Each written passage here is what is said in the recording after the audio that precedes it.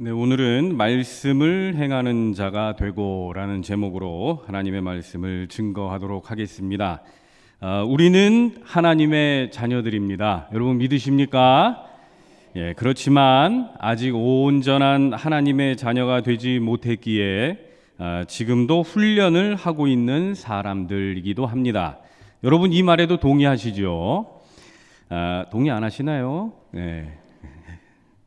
다들 완벽하셔서 저는 목사입니다. 그렇지만 아직 하나님의 뜻에 완전히 부합한 목사가 되지 못했기 때문에 목사가 되어가는 사람이기도 합니다.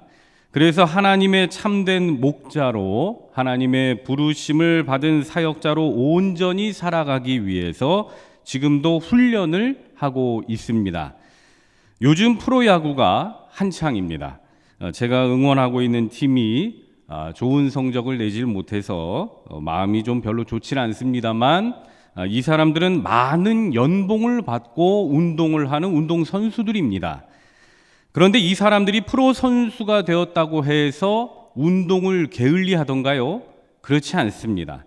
그들은 최고의 선수가 되기 위해서 그리고 자신의 분야에서 완벽한 선수가 되기 위해서 그 누구보다도 부단히 운동을 하고 끊임없이 자신을 갈고 닦아 나가고 있습니다.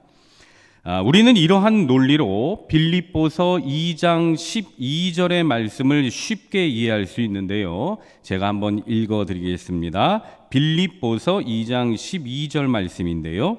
그러므로 나의 사랑하는 자들아 너희가 나 있을 때뿐 아니라 더욱 지금 나 없을 때에도 항상 복종하여 두렵고 떨림으로 너희 구원을 이루라. 아멘. 두렵고 떨림으로 너희 구원을 이루라 라고 하는 이 말씀이 혹여나 오해가 되지 않았으면 하는 것이, 아니 이미 우리가 구원을 받았는데 또 구원을 이루라니 이게 무슨 말입니까? 이런 질문을 할 수 있겠지만 이 말씀은 서두에 제가 말씀드렸던 그런 논리와도 같습니다. 제가 이미 목사의 신분으로 되어 있지만 진정한 목사가 되기 위해서 훈련을 하고 있듯이, 또 이미 프로 선수로 인정을 받았지만 진정한 실력자가 되기 위해서 부단히 훈련을 하듯이 우리는 이미 구원을 받았지만 이 구원을 온전히 이룬 것이 아니기 때문에 우리는 구원을 이루어가는 삶을 살아가야 한다는 것입니다. 그렇게 우리는 이미와 아직 이 사이의 긴장 속에서 지금 신앙생활을 하고 있는 것입니다. 그렇게 구원을 이루어가는 삶, 그러한 삶에 대한 구체적인 지침을 오늘 야고보서의 말씀이 증거하고 있는 것입니다. 그렇다면 구원을 이루어가는 삶이란 무엇인가? 그것은 말씀을 행하는 자가 되어야 한다라는 겁니다. 본문 22절과 또 25절까지의 말씀을 제가 다시 한번 읽어드리면요. 너희는 말씀을 행하는 자가 되고 듣기만 하여 자신을 속이는 자가 되지 말라.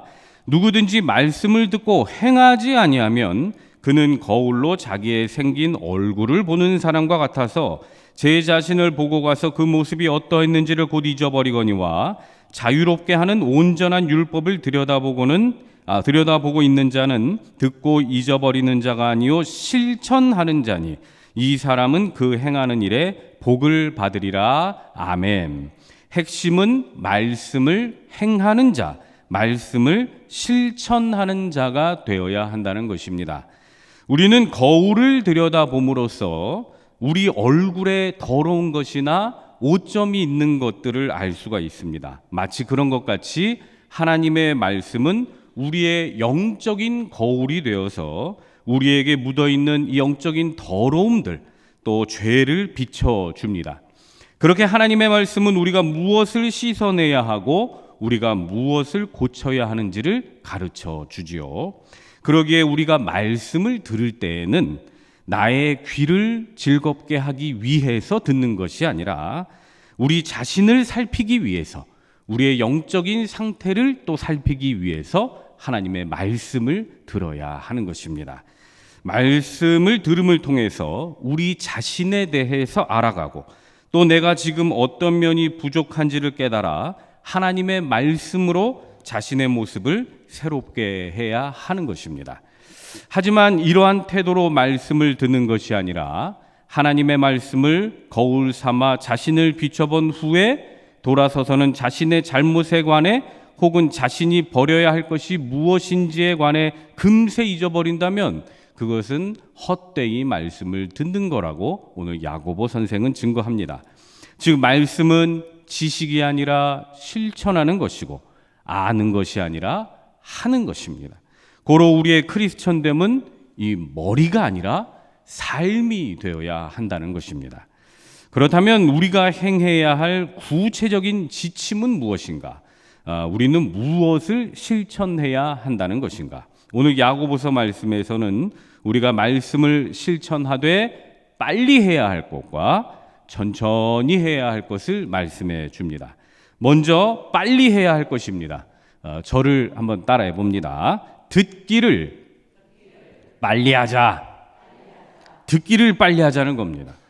본문 19절 상반절인데요. 내 사랑하는 형제들아 너희가 알지니 사람마다 듣기는 속히 하고 아멘. 하나님과 사람과의 관계 속에서 그리고 마찬가지로 인간 관계 속에서 듣는다는 것은 굉장히 중요합니다. 여러분 예컨대 어떤 사람과 서로 대화를 한다고 한번 생각을 해보십시오. 상대방이 내가 이렇게 말을 하고 있는데 제대로 듣고 있지 않다는 생각이 든다면 여러분 그 사람과 계속 대화를 하고 싶던가요? 그렇지 않죠.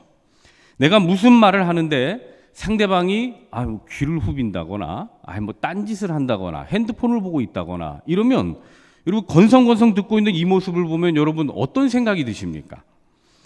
또 대화라는 것은 서로의 이야기를 이렇게 주고받는 것인데 어떤 분들은 자기 말만 계속 하다가 가버리는 분들이 계시죠.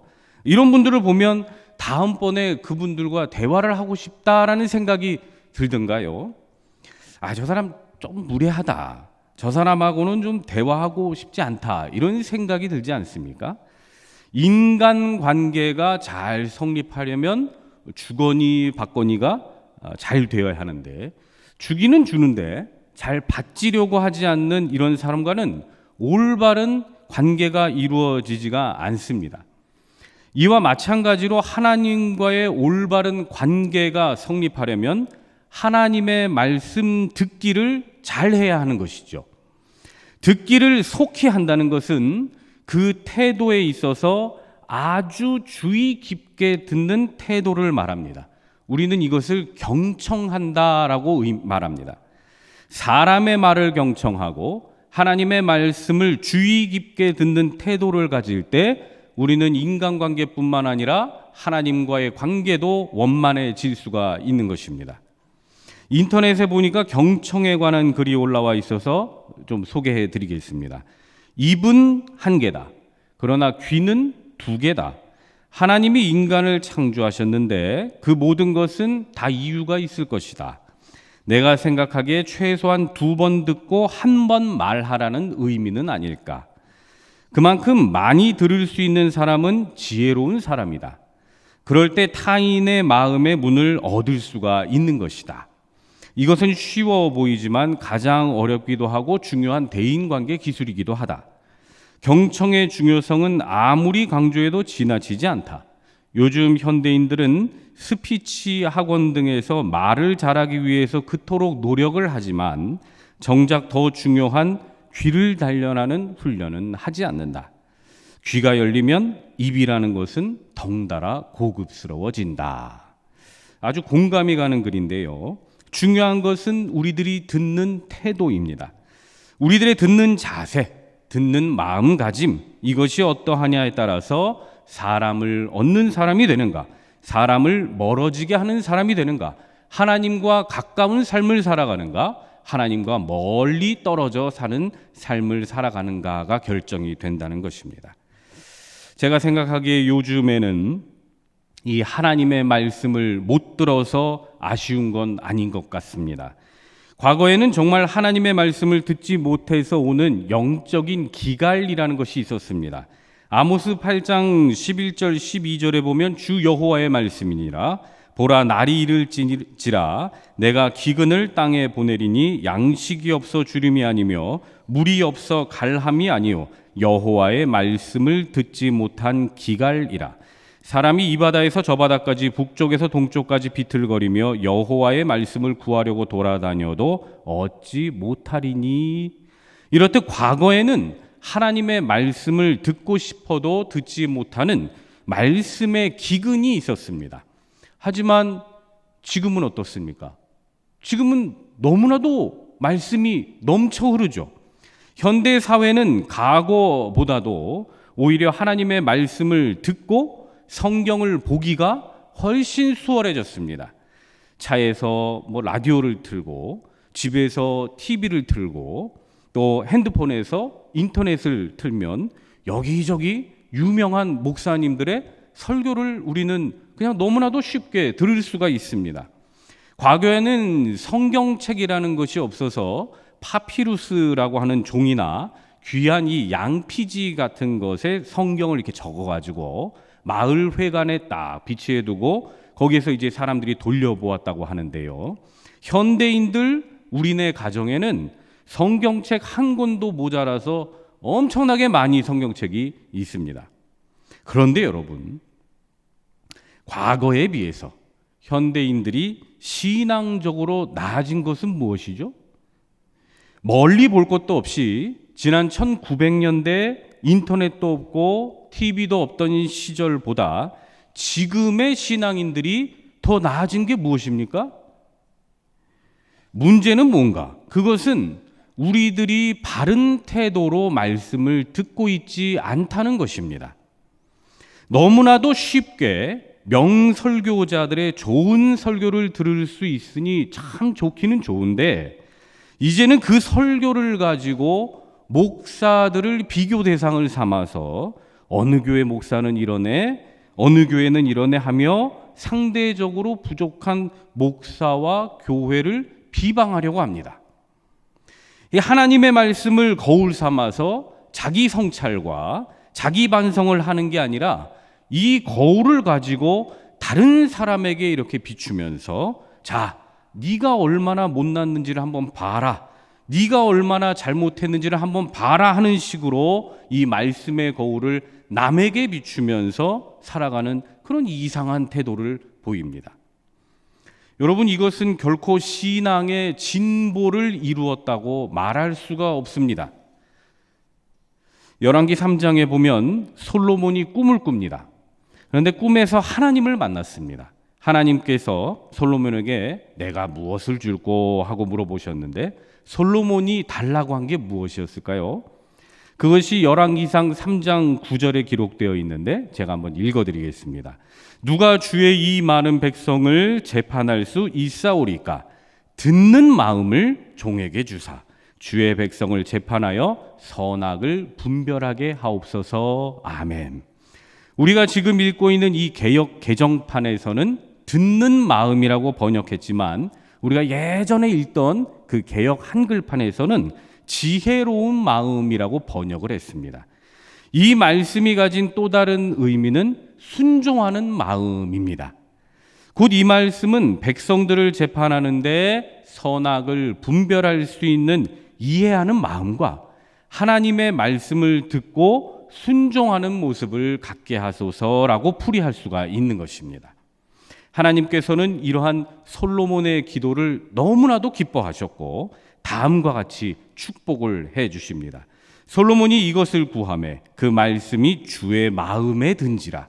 이에 하나님이 그에게 이르시되 내가 이것을 구하도다 자기를 위하여 장수하기를 구하지 아니하며 부도 구하지 아니하며 자기 원수의 생명을 멸하기도 구하지 아니하고 오직 송사를 듣고 분별하는 지혜를 구하였으니 내가 내 말대로 하여 내가 지혜롭고 총명한 마음을 주노니 내 앞에도 너와 같은 자가 없었거니와 내 뒤에도 너와 같은 자가 일어남이 없었으리라.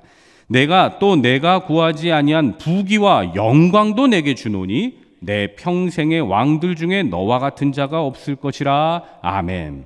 솔로몬이 하나님께 듣는 마음을 주시옵소서라고 기도했더니 다른 부와 영광은 속된 말로 그냥 보너스로 따라오게 된 것입니다. 우리 사랑하는 노량진의 교회 여러분, 이 말씀을 듣되 경청하는 태도, 순종하는 태도를 갖고 여러분 들으실 수 있기를 바랍니다. 그 거울로 다른 사람을 비추지 마시고 이 말씀의 거울로 자기 자신을 비추시기를 바랍니다. 그리고 설교를 비교하면서 목사의 능력을 가늠하기보다는 솔로몬이 이렇게 하나님께 바랐던 듣는 마음을 갖고 순종하는 모습으로 나아갈 때 우리 솔로몬에게 주셨던 하나님의 축복이 저와 여러분 모두에게도 임할 줄로 믿습니다. 두 번째로 우리가 행해야 할 것에 관해서 야고보서는 천천히 해야 할 것들을 말씀해 줍니다. 저를 또 다 같이 따라해 봅니다. 말하기를 더디하자.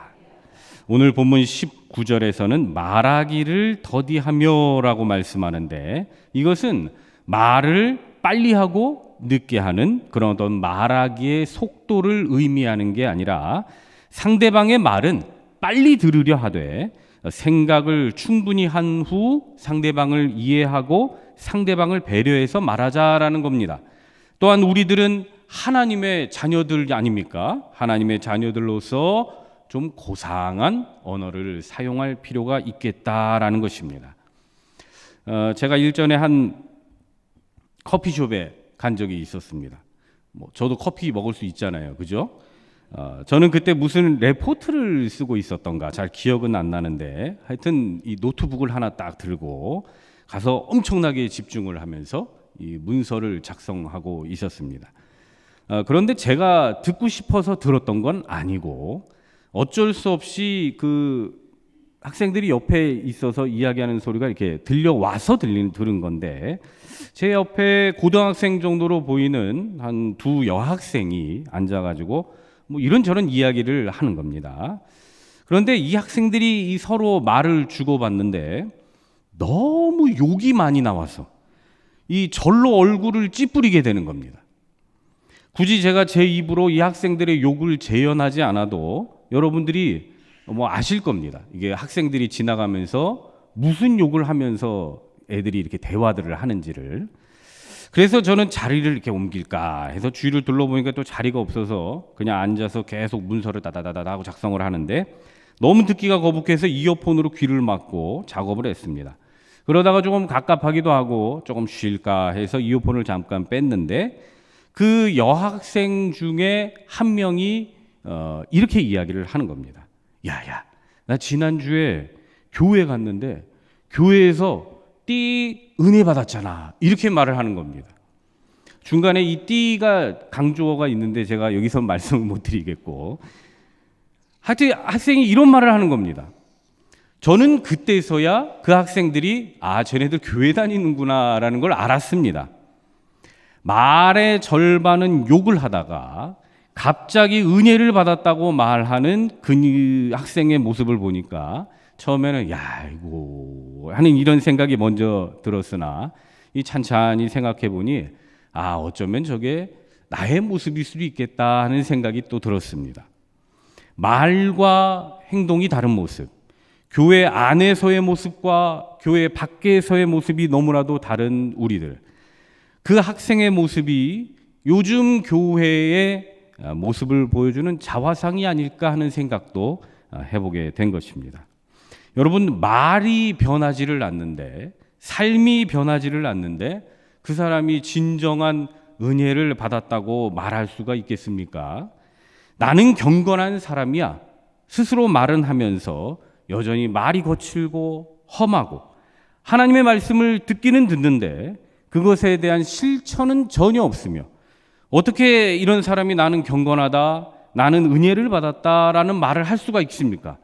그냥 마음에 어떤 조그마한 감동이 왔을 뿐인 거죠. 그것은 자기 자신을 속이는 자기 기만일 수가 있는 겁니다. 그래서 야고보서에서는 26절 27절에 오늘 이렇게 말씀합니다. 누구든지 스스로 경건하다 생각하며 자기 혀를 재갈 물리지 아니하고 자기 마음을 속이면 이 사람의 경건은 헛것이라. 하나님 아버지 앞에서 정결하고 더러움이 없는 경건은 곧 고아와 과부를 그 환난 중에 돌보고 또 자기를 지켜 새 속에 물들지 아니하는 그것이니라. 아멘. 여러분, 우리의 언어와 우리의 행실이 크리스천됨을 증거합니다. 특히 우리네 삶의 훈련장이 되는 이 교회와 그리고 저 바깥에 나아가서 세상에 나아가서는 되도록 말을 좀 더디하는, 그래서 말을 신중하게 할 수 있는 저와 여러분들 다 되실 수 있기를 간절히 바랍니다. 세 번째로 우리가 행할 것 중에 또 더디할 것, 천천히 해야 할 게 한 가지가 더 있습니다. 또 저를 따라해 봅니다. 성내기를 더디하자. 본문 19절 하반절과 20절에 보니까 성내기도 더디하라. 사람이 성내는 것이 하나님의 의를 이루지 못함이라. 아멘. 이 말씀은 화내는 것을 좀 천천히 해보자라는 겁니다. 그런데 좀 생각해 볼 것은 성내기를 더디하라라는 건 성내지 말아라 하고는 다릅니다. 사람은 화가 날 수 있습니다. 화내지 말라는 말씀은 아닙니다. 화나는 상황에서 오히려 화를 더 억누르면 이게 더 큰 병이 될 수가 있습니다. 사람이 화를 낼 수는 있는데 화를 내기 전에 한 번쯤은 숨을 고를 필요가 있다라는 겁니다. 화나는 상황이 오더라도 한 번쯤은 생각해 보는 자세가 필요하다라는 것입니다. 화나는 상황이 왔다고 무턱대고 흥분무터할 것이 아니라 우리는 하나님의 자녀들로서 하나님의 말씀을 듣고 행하는 자들로서 한 번쯤은 내 마음에 브레이크를 걸어줄 필요가 있다라는 것입니다. 더군다나 이러한 분노는 오늘 말씀에서 보면 하나님의 의를 이루지 못한다고 기록하고 있습니다. 무턱대고 화부터 내면 오히려 자기 자신의 마음만 황폐해질 뿐만 아니라 상대방과의 관계뿐만 아니라 또 더 나아가서는 하나님과의 관계도 무너질 수가 있다는 것입니다. 잠언에 보면 이러한 분노에 관련된 말씀이 많이 나옵니다. 대표적으로 잠언 15장에 보면 1절에 유순한 대답은 분노를 쉬게 한다라고 말씀하고, 또 18절에는 분을 쉽게 내는 자는 다툼을 일으켜도 노하기를 더디하는 자는 시비를 그치게 한다라고 말씀합니다. 또 19장 11절에서는 노하기를 더디하는 것이 사람의 슬기다라고 말씀을 합니다. 여러분, 우리 자신을 좀 돌아보았으면 좋겠습니다. 우리들은 어떻습니까? 마음에 화가 난다거나 울컥하는 어떤 참지 못하는 일이 생기면 우리들은 어떻게 대처하고 있습니까? 다시 말씀드립니다만 화날 수 있습니다. 사람이 화나는 건 당연한 겁니다. 그런데 화를 어떻게 다스리냐가 관건입니다. 바라옵기는 이 시간 함께 예배하는 저와 여러분들은 우리의 화를 성급하게 다른 사람들에게 쏟아 놓기보다는 화가 나더라도 천천히 생각해보며 넉넉한 마음, 이해하는 넓은 마음으로 갖고 그런 관계를 맺으며 살아갈 수 있기를 바랍니다. 이제 말씀을 정리하겠습니다. 우리의 크리스천됨은 어떤 지식이나 이론을 많이 아는 것이 증명해 주는 게 아니라 우리들의 삶을 통해서 증거가 됩니다.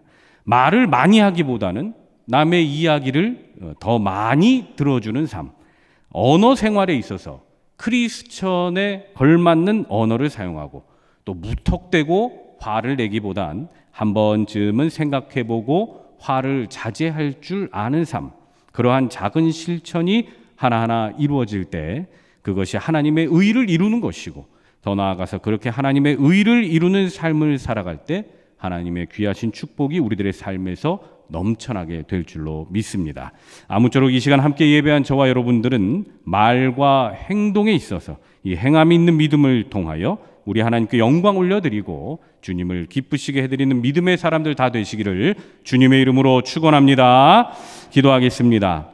사랑이시요 말씀이신 주님, 오늘도 하나님의 말씀을 듣게 하시고 하나님을 만날 수 있도록 인도하여 주신 은혜에 감사를 드립니다. 하나님 말씀에 순종하는 삶, 하나님 말씀을 경청하는 삶, 내 마음의 화를 다스리고 더디 말하는 삶을 살아감으로 믿음의 훈련을 완성해 나아가는 저와 우리 교우님들 되게 하여 주시옵소서. 그리하여 솔로몬에게 주셨던 축복보다 더 많은 축복을 누릴 수 있는 우리 노량진의 교우님들 되게 하시며 언제나 우리를 선한 길로 인도하시는 예수님의 이름으로 기도드립니다. 아멘.